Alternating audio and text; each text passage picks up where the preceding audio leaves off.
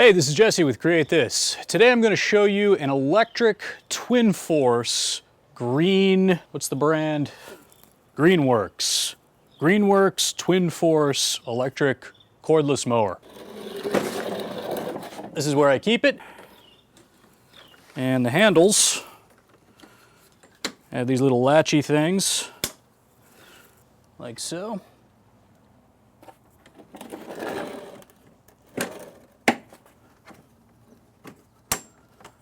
All right.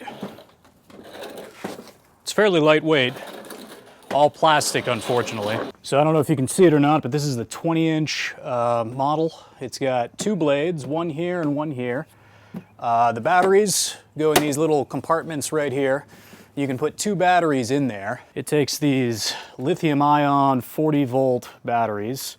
It says they are 40-volt, 73 watt-hour for the 2 amp-hour battery.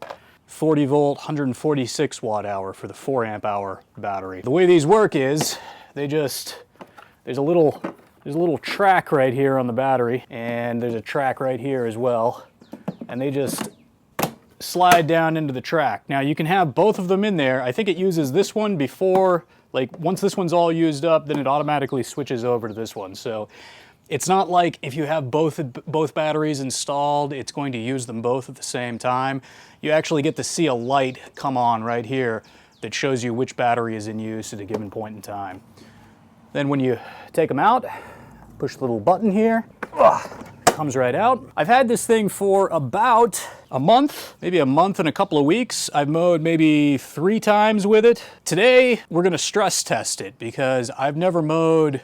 I let it go for a couple of weeks. I let the lawn go for a couple of weeks, and I've never tried mowing it when after I let it go. So this will be very interesting. Let's take a look at some of the features here. You've already seen these little latches in use. I really don't love the quality of these latches. First of all, the whole thing's plastic. Like there are little metal components here and there, like screws and these little metal rods and stuff. But for the most part, the body's plastic. The latches are plastic. This is metal.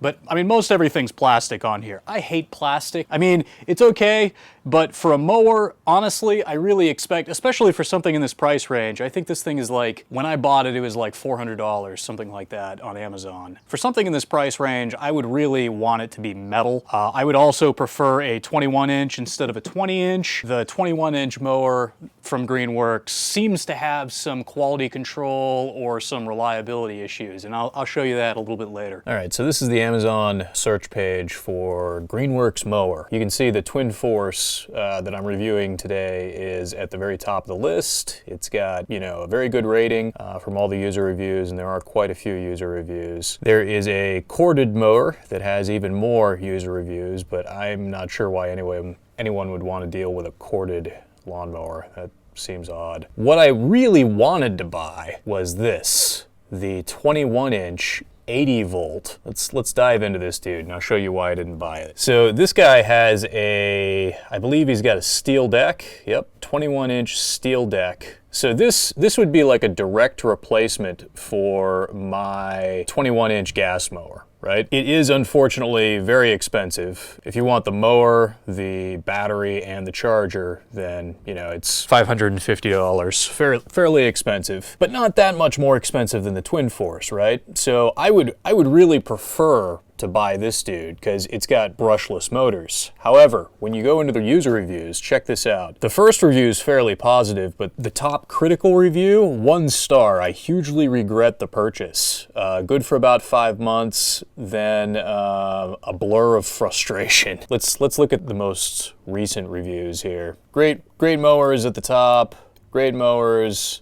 1 star, bad assemblage. Motor is the source of all the issues. Talks about how the 80 volt motor will warp. I assume he means the shaft of the motor will warp. It'll get bent if it's stressed. And I think somebody was talking about like a control board issue, and buyer beware. 2 weeks after he buys it, he rolls it out again and nothing happens, and he tries to get it replaced. I would be very hesitant to buy this mower because it seems like it has a lot of quality control issues, and people are saying that it just stops working randomly for like no reason. And then they say that getting the parts replaced can be incredibly difficult. So that's why I bought the Twin Force mower. I would prefer to buy this one, but I know from experience that when I see stuff like that in the reviews, usually it'll happen to me too. So anyway, back to the review. One of the problems with having a plastic mower is they don't want you to leave it out in the sun. I'm guessing the plastic isn't entirely UV stabilized, so I'm guessing the sun is going to break down this casing, and that's not great. And also, probably it's not waterproof. There are, sensitive electronics in here, and they're probably, water resistant, because a lot of the times when you're mowing a lawn, you're gonna have like some water on the lawn, like dew and things like that. So they're probably resistant, but they're definitely not waterproof because they don't want you to leave it outside. So that sucks, you gotta have garage storage space if you're gonna buy something like this. Why did I buy it? I bought this, first of all. Nobody gave this to me. This isn't a product review. They didn't send me one for free.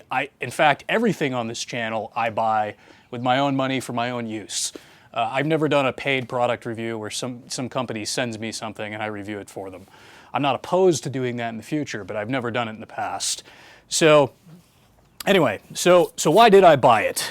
Well, I have a toy solar installation. It's a portable solar system, if you will. And I found that I really enjoy charging things up via solar. I've got that system out on the deck. It's not free, it costs me money, so I might as well use it.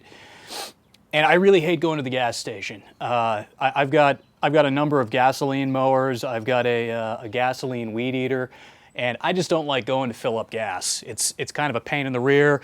Sometimes you spill it places. You got to be careful not to spill it, and it's expensive. It's like at one point it was like almost $4 a gallon. Now it's down to $2, but it's not cheap. And a gallon of gas doesn't last a whole, very long in a mower, in a traditional 21-inch push mower, right? So I don't have a whole lot of space that I have to mow. I've only got about 5,000 square feet, and I'll show that to you in a minute. We're gonna mow that area. My other electric mower is a robo-mow, so it's an automatic electric mower. It uses wire guides around the perimeter of the lawn, and I don't have to mow that section of the lawn with this. This is for mowing what I don't have set up under the robo-mow. And ideally, it's like a backup, right? Because my robo-mow hasn't been very reliable. So I bought this just in case the robo-mow goes out. So let's talk about some of the things that I do like about this. I've talked about a couple of things that I don't like. All right, so I've mentioned my robo-mow in the past, and that's going to be kind of my baseline for electric mowers, because it was the first electric mower that I bought, and it's kind of the bar that I set all other mowers by. So this is the blade off of the robo-mow. You see, it's this very thin material, and it's this weird 3-lobe configuration with a plastic housing or a plastic hub, and these things are just odd as hell. They're not easily user sharpened. The product page says that they're not user sharpenable. I have a robo-mow RS612, by the way. I'll link some videos to the robo-mow down below in the description if you're curious about that. One great thing about these blades is that the robo-mow is just whisper quiet. I mean, you see these people doing these reviews where they talk about being able to have a conversation over the noise. Dude, not only can you have a conversation, the only sound you hear is like, you hear like the snicking of the grass. You don't hear an electric motor. It's incredibly quiet, and I imagine that has something to do with the design of these 3-lobe blades. I imagine these are incredibly efficient, and maybe their thickness allows them to be driven by a much lighter mower or use less electricity or make less noise. I don't know. However, the downside of that is the cost. These blades cost $60 for a set, and you're supposed to buy a new set every season. I mean, My gasoline-powered mower, my gasoline-powered 21-inch push mower from Walmart only cost me like $121, and you're talking like $60 for a pair of blades every year? Are you kidding me? It's ridiculous. So, one of the things that I do like about this mower is these blades. And again, I've got the batteries out, so I don't mind touching these. These blades are very much like a traditional lawnmower blade. They use a regular nut that can be, loosened with a wrench. They have a regular lawnmower blade profile. They're not particularly sharp. I should probably take them off and sharpen them. I didn't sharpen them when I got the product. These are just stock as they came from the box. But they look like they're user sharpenable. I think I can take these right onto my grinder over there, and I think I can sharpen them up in about 10 minutes and, balance them and the whole 9 yards. I think that's fantastic. Not only that, if I have to replace one of these, I think they're less than $10 for a set. Maybe it's just per blade, but they're super cheap. I mean, they're just a straight piece of metal, right? That's fantastic. Anything lawn service oriented, the more reliable and the cheaper it is, the better. And that's the main problem with these electric mowers and lawn care devices right now. They're super expensive compared to the gas versions. So I love that these are cheap. Now, downside, these are not brushless motors on this particular mower. They are brushless on the RoboMow. That adds it's supposed to add reliability to the unit. I've actually gone through two motors on the RoboMow. So I don't know if it actually adds reliability or not. I think maybe they're not manufactured to the same quality as the brushed motors, because they just seem to die all the time. But they do seem to be quieter. They seem to be incredibly quiet, and they're very, very efficient as far as like electricity goes. So these mowers are brushed, so they're not as efficient. You won't get as long of a runtime on the same power source as with the RoboMow, but they're also extremely loud. This thing is just, it's quieter than my gas 21-inch push mower.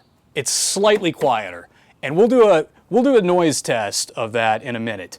But it's not so quiet that it just blows your mind. Like, I was expecting it to be about as quiet as the RoboMow, and it's just not. It's actually fairly loud. I think I could listen to an audiobook with earbuds in when I'm using this. I can't listen to audiobooks with an earbud in when I'm mowing with my gas mower most of the time. Usually it's too loud. I think I could do that no problem with this one. It sounds a lot like a vacuum, and you'll hear that in a minute. So I hate the noise. I love the reliability, okay? They make a big deal about this easy grass height adjustment lever, in the product documentation, and when you watch some of the other videos. I've actually never used it. I never modify my grass height. I guess I'm a terrible lawn care guy. Is it super easy? I don't know, not really. I mean, it does seem to be easier than the height adjustment on my gasoline-powered mower. So there's that. Is there anything else? Oh, I have it set up for mulching mode. So there's like a plug. There's this big-ass weird plug that goes in there. And that's how you turn it into a mulching mower. I never use anything else. I always mulch. So if you want to know, maybe that affects the performance. If you want to know how this thing performs as a bagged mower, maybe you can ask, and I'll do another review as a bagged mower. But we'll just review it as a mulching mower for now, because that's what I always do. Right here on these controls, this is the start button, and this thing is super simple to start. There's no pull cord involved. All you do is you push down the button and you draw back the handle, and then you can let go of the button and you just mow like this. It's the easiest thing in the world. I really love that about these electric mowers. They're super simple to operate. I don't know what your electric rates are. We've got TVA electric rates. For a while they were 10 cents a kilowatt hour. Now I think they're even cheaper. I think they're like something like 6.5 cents per kilowatt hour. So it costs just a fraction of the fuel costs to charge these up as compared to like a gas mower. I mean, I might spend a couple of cents charging up both of these batteries, whereas I'll spend $2, you know, for one mowing with my equivalent 21-inch gas mower. Or, you know, I don't know, maybe I wouldn't spend like maybe I'd spend $1 or something mowing the same area. But these things are super, super cheap to charge up, and you can charge them via solar, which I love. All right, so I've got the Greenworks 2 amp hour, 40 volt, 43 watt hour battery charging here on my portable solar generator. And you can see it's pulling somewhere between 50 and 72 watts from the battery. My charge controller is putting in about 70 watts. So during the day, I can charge this battery up with barely any drain on my battery, if any at all, if it's a very sunny day. And that's just with one 100-watt solar panel on the roof. So if I install more solar panels, I mean, I can charge a lot more. If I don't have any solar energy at all, I've got like a 400 watt-hour AGM battery inside of this solar generator. It's a very small battery. I can charge with about a 50% drain. So it takes about 200 watts. It takes about 200 watt hours to charge up this 73 watt hour battery. I'm not really sure why that is. I might just be remembering it incorrectly. Anyway, right now the battery is drained by 2 pips. You can check that by looking right here, and you can see that those 2 LEDs come on. So this is not a completely drained battery right now. It may draw a little bit more wattage whenever it's fully drained, but I just thought I would show that these batteries can be recharged via solar fairly easily. I mean, they're not really very high drain batteries. This is essentially the equivalent of charging my MacBook Pro, my 13-inch MacBook Pro. So again, this is a 2 amp hour battery. It's not the big one. The big one's a 4 amp hour battery, and it draws significantly more wattage, about twice as much. But anyway, I just wanted to show how that works. Let's go ahead and put these things in. All right, and these batteries, they have a little button right there. You probably can't see that, but these LEDs light up, and this is a full battery.